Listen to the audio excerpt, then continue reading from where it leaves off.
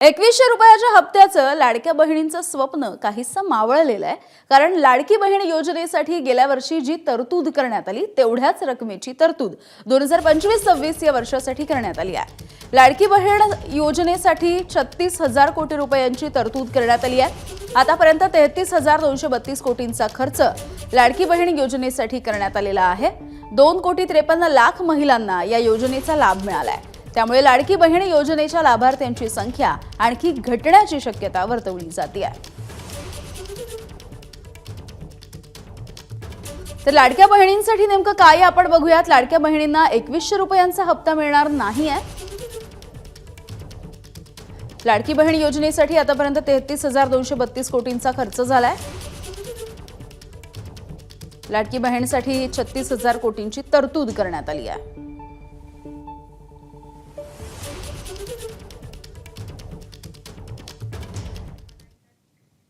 लाडक्या बहिणींसाठी केलेली 2100 रुपयांची घोषणा पुढच्या वर्षी पूर्ण करणार असल्याचं एकनाथ शिंदे यांनी म्हटलंय।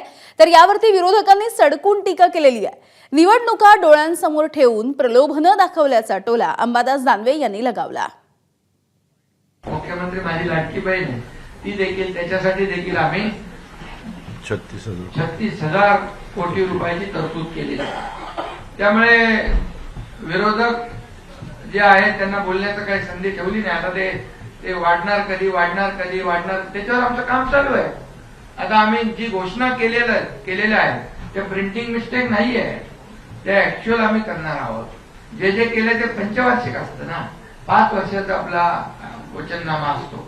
त्यामुळे तुम्हाला त्याचं गणित केलं पाहिजे। ज्या काही 10 थापा होत्या त्याच्यापैकी एक तरी गोष्ट या सरकारने आज केले का?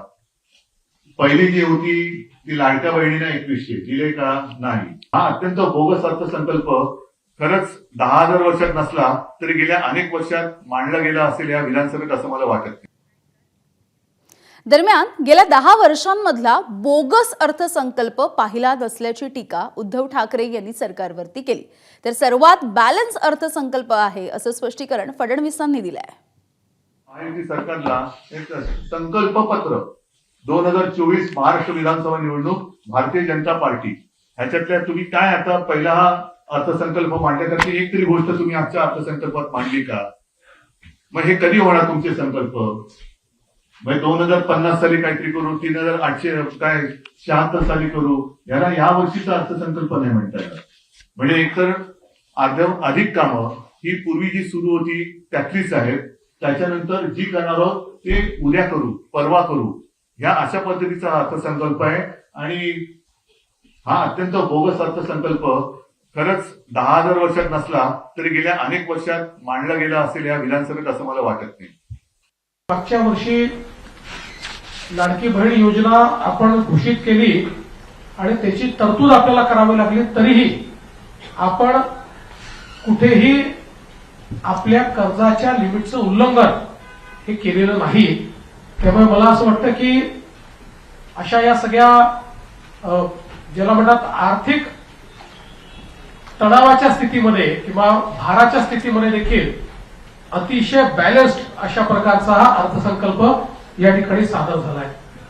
आपण आर्थिक पाहणीमध्ये देखील बघितलं असेल तर आता स्टार्टअप मध्ये नंबर 1 वर आपण आहोत। एबीपी माझा, उघडा डोळे बघा नीट।